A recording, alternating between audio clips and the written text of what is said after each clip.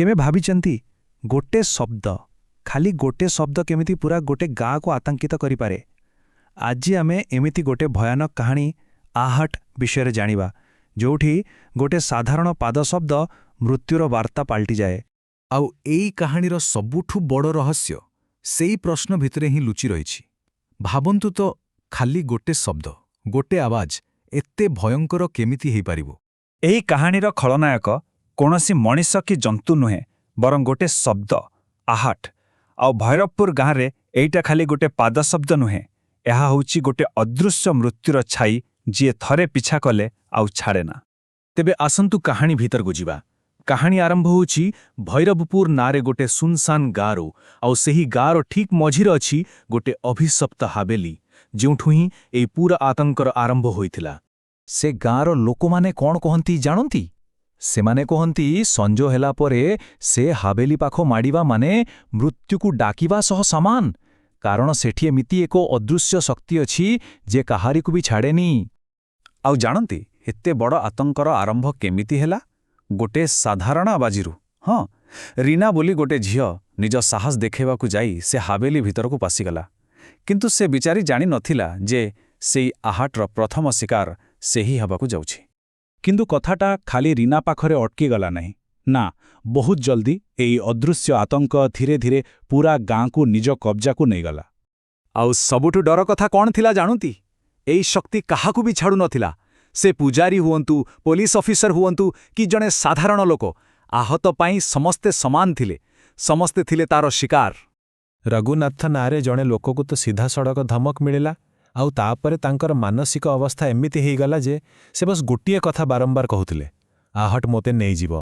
परिस्थिति एते बिगिड़ी जाइथिला जे जेतेबेले गाँर पुजारी साहाय्य करिबाकू आगे आसिले तांकू रक्तरे लेखा होइथिबा एई चेतावनी मिलिला, माने सीधा कथा कोनोसी पूजापाठ की प्रार्थना काम देबने। देखंतु काहाकू छाई देखागला तो काहा कान पाखरे किए फुसफुस कला, समस्तंकर अनुभव अलगा अलगा थिला, किंतु सबु घटनारे गोटिए जिनिस समान थिला, सेही पाद शब्द, सेही आहट। हेले जेतेबेले भय सबु सीमा पार करिगला, किछि लोक स्थिर कले जे बहुत हेगला डरिबा, आउ नुहे, आउ एइठु आरंभ ହେଲା ସତର ସନ୍ଧାନ। एई घटनार तदंत पाई आसिले डीसीपी अरविंद।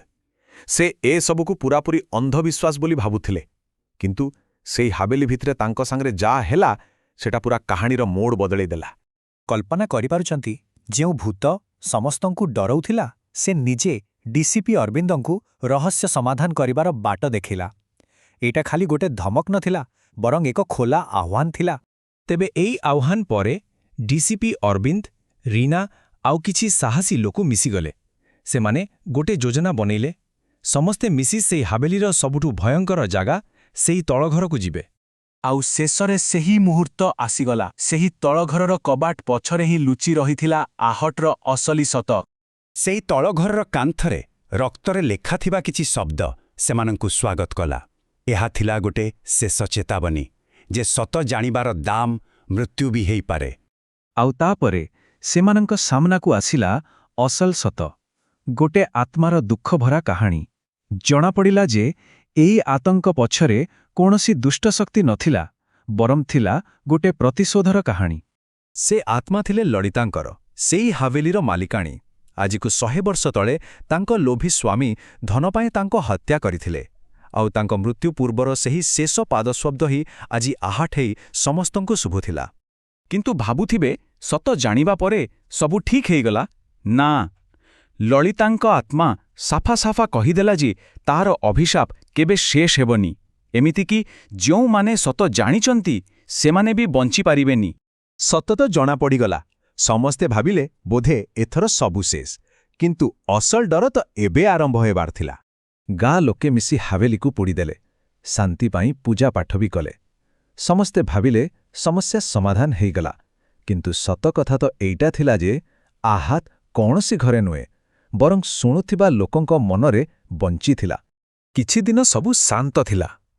तापरे दिने रीना निज रूमरे एका थिले, आउ हठात सेई कोणरू सेई धीर परिचित पाद शब्द शुणिले जहा तांको आड़कू आसुथिला। अभिशाप सरी नथिला, आहट फेरी आसीथिला।